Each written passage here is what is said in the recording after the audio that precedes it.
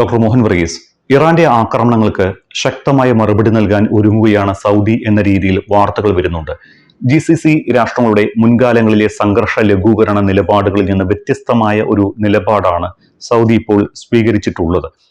നയതന്ത്ര മാർഗങ്ങളിലൂടെ ഇറാനോട് സംഘർഷം അവസാനിപ്പിക്കാൻ ആവശ്യപ്പെടാനും നയതന്ത്രം പരാജയപ്പെട്ടാൽ രാഷ്ട്രീയപരമല്ലാത്ത മറ്റു മാർഗങ്ങളും സ്വീകരിക്കാനുമാണ് സൗദിയുടെ തീരുമാനമെന്നാണ് റിപ്പോർട്ടുകൾ.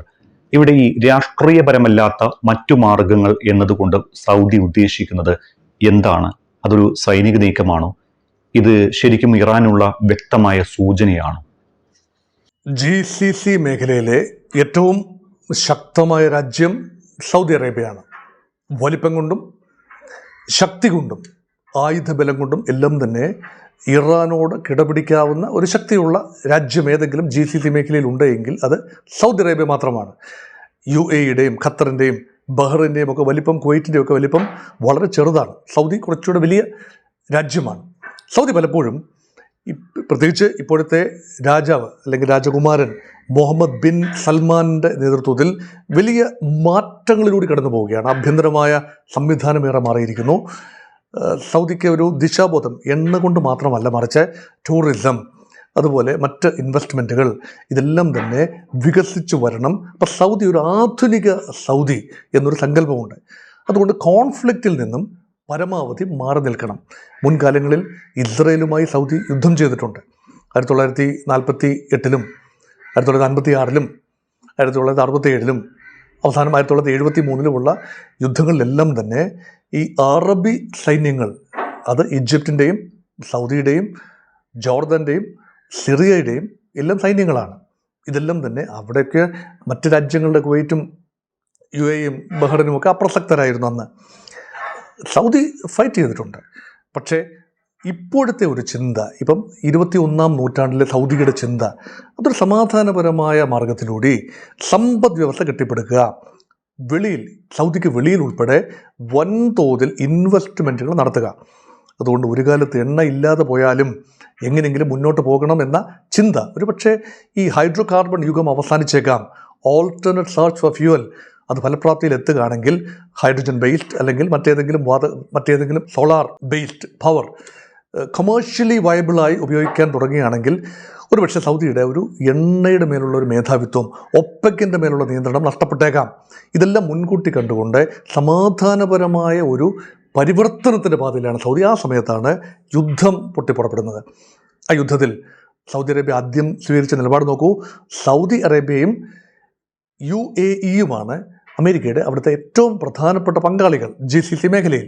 മറ്റെല്ലാ പങ്കാളികളാണെങ്കിൽ പോലും ഈ രണ്ട് രാജ്യങ്ങൾ അമേരിക്കയോട് പറഞ്ഞു, തങ്ങളുടെ എയർ സ്പേസ്, തങ്ങളുടെ ഭൂമി, തങ്ങളുടെ കടലുകൾ അല്ലെങ്കിൽ തങ്ങളുടെ തുറമുഖങ്ങൾ ഒന്നും തന്നെ ഇറാനെതിരെയുള്ള യുദ്ധത്തിന് ഉപയോഗിക്കാൻ പാടില്ല. അമേരിക്കയുടെ സേനാ വിന്യാസമുണ്ട് ഈ സ്ഥലങ്ങളിലെല്ലാം തന്നെ. താവളങ്ങളുണ്ട്, 19 താവളങ്ങളുണ്ട് ഈ രാജ്യങ്ങളെല്ലാം കൂടി ചേർത്ത്, അമേരിക്കയ്ക്ക് ചെറുതും വലുതുമായത്.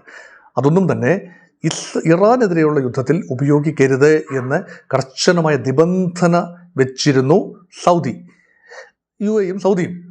പക്ഷേ അമേരിക്ക ആദ്യഘട്ടത്തിൽ അത് ചെവിക്കൊണ്ടു എങ്കിൽ പോലും പിന്നീട് അത് പൂർണ്ണമായി ചെവിക്കൊണ്ടിട്ടില്ല. യുദ്ധം കടുക്കുമ്പോൾ പലപ്പോഴും ഈ ഏത് രാജ്യത്ത് നിന്നാണോ മിസൈലുകൾ ലോഞ്ച് ചെയ്യാൻ, എയർക്രാഫ്റ്റുകൾ പറന്നു പോകാൻ സൗകര്യം അവിടെ ഉപയോഗിക്കപ്പെടുക എന്നത് സാമാന്യ യുക്തിയുടെ വിഷയമാണ്.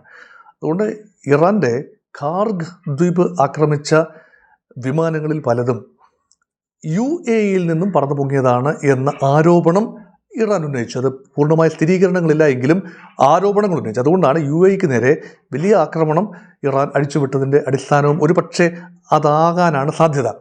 സൗദിക്ക് നേരെ അതിശക്തമായ ആക്രമണം ഇറാൻ അഴിച്ചുവിട്ടു. സൗദിയിൽ റിയാദിൽ ആക്രമണം നടന്നു, അത് തലസ്ഥാനമാണ്. അതുപോലെ ചെങ്കടൽ തീരം, അതങ്ങ് തെക്ക് കിടക്കുക, സൗദിയുടെ തെക്ക് പടിഞ്ഞാറ് കിടക്കുന്ന ചെങ്കടൽ തീരത്തെ എണ്ണ ടെർമിനലുകൾ അല്ലെങ്കിൽ റിഫൈനറികൾ ആക്രമിക്കപ്പെട്ടു. കാര്യമായ നാശനഷ്ടങ്ങളില്ല എങ്കിലും ആക്രമിക്കപ്പെട്ടു. അപ്പം സൗദിയുടെ ഏത് ഭാഗവും വലിയ ആക്രമണ ഭീഷണി നേരിടുകയാണ്. ഒരുപാട് മരുഭൂമികളാണ് ഒക്കെ സമ്മതിക്കുന്നു. പക്ഷേ സാമ്പത്തിക സ്രോതസ്സുകൾ ആക്രമിക്കപ്പെടുന്നു. അതുകൊണ്ടാണ് സൗദി മറ്റ് അറബ് രാജ്യങ്ങളെ കോൺഫിഡൻസിലെടുത്തുകൊണ്ട് വേറിട്ട ഒരു ചിന്ത അവിടെ കൊണ്ടുവരുന്നത് ഇപ്പോൾ സൗദിയാണ്. ഇപ്പോൾ നയതന്ത്ര മാർഗങ്ങൾ പരീക്ഷിക്കാൻ സമയമായി. യുദ്ധം അവസാനിപ്പിക്കണമല്ലോ. സൗദി ഏതാണ്ട് മുൻകൈ എടുക്കുന്നു എന്ന് പറയാനാവില്ല എങ്കിലും സൗദിക്ക് ഒരു ചേഞ്ച്, ഇപ്പോഴത്തെ പോക്ക് ഒരിടത്തും എത്തിപ്പെടാനാവാത്തൊരു പോക്കാണ് യുദ്ധത്തിൻ്റേത്. അതുകൊണ്ട് ഒരു മാറ്റമുണ്ടാകണമെങ്കിൽ Saudi should take some kind of a serious initiative. അതൊരു റോളെന്ന് പറയാനില്ല, ഒരു ഇനിഷ്യേറ്റീവ് മാത്രമാണ്. അതിൻ്റെ ഭാഗമായി അറബി രാജ്യങ്ങളുടെയും അറബി ഇസ്ലാമിക രാജ്യങ്ങളുടെയും അല്ലാത്ത ഇസ്ലാമിക രാജ്യങ്ങളുടെയും ഒരു യോഗം കൂടി, വിദേശകാര്യമന്ത്രിമാരുടെ യോഗം, സൗദിയുടെ കൂടി താല്പര്യപ്രകാരം കൂടി അവിടെ പാകിസ്ഥാൻ പങ്കെടുത്തു. GCC രാജ്യങ്ങളെല്ലാം ഉണ്ടായിരുന്നു. GCCക്ക് പുറത്ത് തുർക്കി ഉണ്ടായിരുന്നു, ഈജിപ്റ്റ് ഉണ്ടായിരുന്നു. ഈ രാജ്യങ്ങളുടെ എല്ലാം വിദേശകാര്യമന്ത്രിമാർ പങ്കെടുത്ത വേദിയിൽ വേറിട്ട സ്വരം പറഞ്ഞത് ഒമാനാണ്.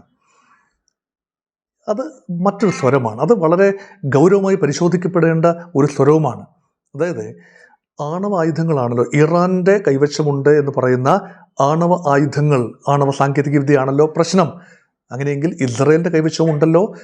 ഇസ്രയേൽ ഒരു പ്രഖ്യാപിത ആണവ രാജ്യമല്ല എങ്കിലും ഡിഫാക്റ്റോ യഥാർത്ഥത്തിൽ ഇസ്രയേലിൻ്റെ കൈവശം 100ഓളം ആണവ പോർമുനകളുണ്ട്. 68 മുതൽ 100 വരെ പോർമുനകളുണ്ട് എന്നാണ് പറയപ്പെടുന്നത്.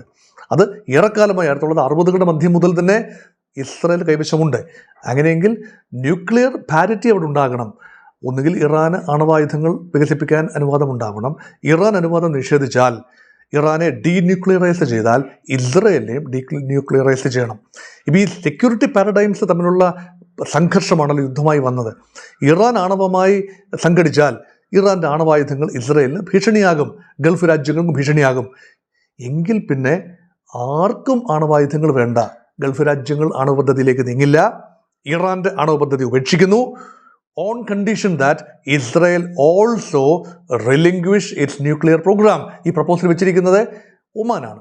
ഒമാൻ മധ്യസ്ഥ രാജ്യമാണ്. ഇറാനും അമേരിക്കയും തമ്മിൽ മധ്യസ്ഥതയ്ക്ക് വേണ്ടി എത്ര റൗണ്ടുകളാണ്, 3 റൗണ്ട് ചർച്ചകൾ നടന്നു. ഒമാൻ തലസ്ഥാനമായ മസ്കറ്റിലും പിന്നീട് ജനീവയിലും ഒക്കെ ചർച്ചകൾ നടന്നില്ലേ. ഇപ്പോൾ ഒമാൻ വ്യത്യസ്തമായൊരു സ്ഥലമാണ്. പക്ഷേ അതിൽ നിന്നും സൗദി വ്യത്യസ്തമായ സ്ഥലം. ഒമാൻ പറയുന്നത് പൂർണ്ണമായി സൗദി ഉൾക്കൊള്ളുന്നില്ല. ഇപ്പോൾ പറയുന്നത് തങ്ങൾക്ക് തങ്ങളുടേതായ രീതിയിൽ, GCCക്ക് തങ്ങളുടേതായ രീതിയിൽ മറ്റു രാജ്യങ്ങളെയും കൂടെ ചേർത്ത് പിടിച്ചുകൊണ്ട് ഒരു സമാധാന പ്രപ്പോസലിലേക്ക് നീങ്ങാം. പക്ഷേ സമാധാനത്തിന് ഇറാൻ നിന്നു തരുന്നില്ല എങ്കിൽ, ഇറാനെ ചെവിക്കൊള്ളാൻ നിൽക്കുന്നില്ല എങ്കിൽ, അമേരിക്കയല്ല ഇവിടെ വിഷയം. അമേരിക്കയിൽ പങ്കാളിയല്ല. ഗൾഫ് ഇനിഷ്യേറ്റീവിൽ അമേരിക്ക പങ്കാളിയല്ല. അമേരിക്ക വരെ നിർത്തിക്കൊണ്ട് തന്നെ ഒരു ഇനിഷ്യേറ്റീവിലേക്ക് നീങ്ങാം. യുദ്ധമില്ല, ഒരു കരാറിലേക്ക്, ഉടമ്പടിയിലേക്ക് നീങ്ങാം. പക്ഷേ അവിടെ ഇറാൻ അംഗീകരിക്കുന്നില്ല എങ്കിൽ ഒരു പക്ഷേ ഗൾഫ് രാജ്യങ്ങൾ യുദ്ധത്തിലേക്ക് പ്രവേശിക്കുമോ എന്നാണ് ഈ ചോദ്യത്തിൽ നിന്നും എനിക്ക് മനസ്സിലാകുന്നത്. ആ ചോദ്യം അതാണ്, അതിൻ്റെ ചോദ്യത്തിൻ്റെ ഒരു ലാഞ്ചന ലക്ഷ്യം അതാണ്. ഇപ്പോൾ അങ്ങനെ തെളിച്ച് പറയുന്നില്ല. പക്ഷേ അമേരിക്കയ്ക്കും ഇസ്രയേലിനും ചെയ്യാനാവാത്തത് എന്താണ് സൗദിക്ക് ചെയ്യാനാവുക?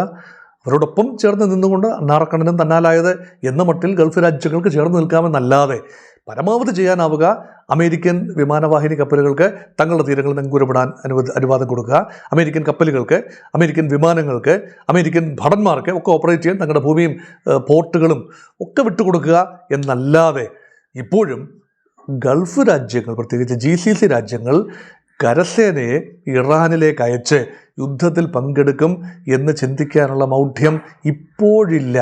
ഒരു പക്ഷേ നാളുകളിൽ കടുത്ത യുദ്ധം വരികയും ഗൾഫ് രാജ്യങ്ങൾക്ക് മറ്റൊരു നിലപാടെടുക്കേണ്ടി വരികയും ചെയ്താൽ ഒരു പക്ഷേ അത് സംഭവിച്ചേക്കാം. പക്ഷേ ഈ സമയത്ത് ഇപ്പോൾ വിശകലനം ചെയ്യുന്ന ആരും തന്നെ പറയുന്നില്ല ഗൾഫ് രാജ്യങ്ങൾ നേരിട്ട് യുദ്ധത്തിലേക്ക് പ്രവേശിക്കുമെന്ന്. പക്ഷേ സൗദിയുടെ വാക്കുകൾ 2 രീതിയിലും വ്യാഖ്യാനിക്കാവുന്ന ഒന്നാണ്.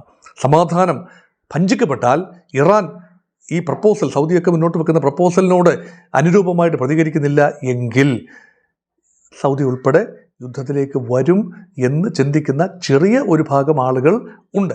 അതുകൊണ്ട് ഇപ്പോൾ ഇല്ല, പക്ഷേ നാളെ ഉണ്ടാവില്ല എന്ന് പറയാൻ ആവില്ല.